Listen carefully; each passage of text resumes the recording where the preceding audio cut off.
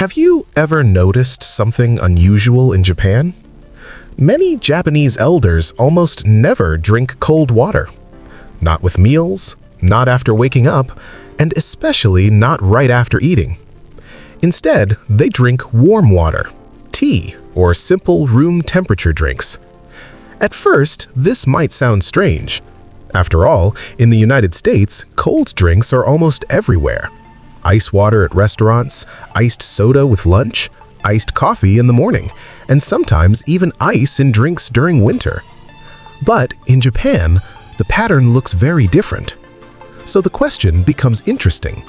Why would an entire culture avoid something as simple as cold water during meals? And why do many Japanese elders continue this habit well into their 80s, 90s, even past 100? If you walk into a traditional Japanese restaurant, something subtle happens the moment you sit down. Instead of a large glass of ice water, you're usually served hot tea, even in summer. And this isn't just a restaurant choice. It reflects a very old cultural belief in Japan. Many elders quietly say something simple: the stomach prefers warmth. Now, that statement might sound poetic, almost philosophical, but it also connects to how Japanese culture thinks about digestion. Think about what happens inside your body when you start eating. Your stomach begins working almost immediately. Digestive enzymes activate, blood flow increases to the digestive system, the stomach muscles begin slowly mixing food. It's a delicate process, and traditionally, many Japanese families believed that extremely cold drinks could disturb that rhythm. Not harm it, not damage it, but simply make digestion feel less comfortable. Have you ever finished a large meal with a very cold drink and felt slightly heavy afterward? Some people do, some people don't. But Japanese elders often try to avoid that possibility altogether. Instead of shocking the stomach with cold temperature, they keep drinks warm and gentle. And this is where tea enters the picture. Tea is deeply connected to daily life in Japan. Green tea, barley tea, roasted rice tea, these drinks appear in homes, schools, restaurants, and even vending machines. But what's interesting is how they're served. Usually warm, or at least room temperature. Barley tea, for example, is one of the most common drinks in Japanese households. It's naturally caffeine-free, mild in flavor, and widely considered gentle on the stomach. Many families simply grow up drinking it every day. But there's something deeper happening here too. This habit isn't only about temperature. It reflects the broader rhythm of Japanese eating culture. Meals in Japan are rarely rushed. Food is eaten slowly, portions are moderate, and drinks are not used to wash food down quickly.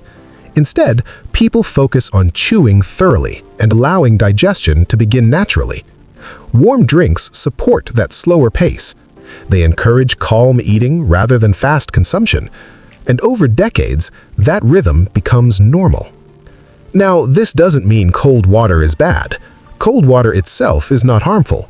Millions of people drink it daily without any problems. But the Japanese perspective reminds us of something interesting. Health habits are often very small. Sometimes they're almost invisible. It's not always about extreme diets or complicated nutrition rules. Sometimes it's simply about how we treat everyday moments, how fast we eat, how thoroughly we chew, and even the temperature of the drinks we choose. For many Japanese elders, warm drinks simply feel more comfortable during meals. And when a habit feels comfortable, people keep it for life. That consistency might be more important than any single rule. So here's a small experiment you could try. The next time you sit down to eat, pause for a moment. Instead of reaching for a glass of ice water, what if you tried a warm drink instead? Maybe tea, maybe warm water, maybe just room temperature water. Then eat slowly, chew carefully, and pay attention to how your body responds. You might not notice a dramatic difference, but sometimes small changes reveal subtle signals we usually ignore. That's one of the quiet lessons many longevity cultures share. They respect the body's natural rhythm. And Japan is full of these gentle habits. Warm tea with meals, slow chewing, moderate portions. None of them are dramatic. None of them promise miracles. But together, they create a lifestyle that values balance. And sometimes balance is the real secret behind long-lasting health.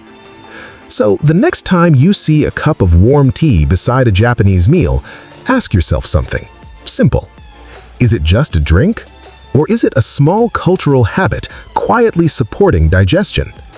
And if small habits matter more than we think, which ones in our own daily routine might be worth reconsidering? That's exactly the kind of question we explore here on Habitora.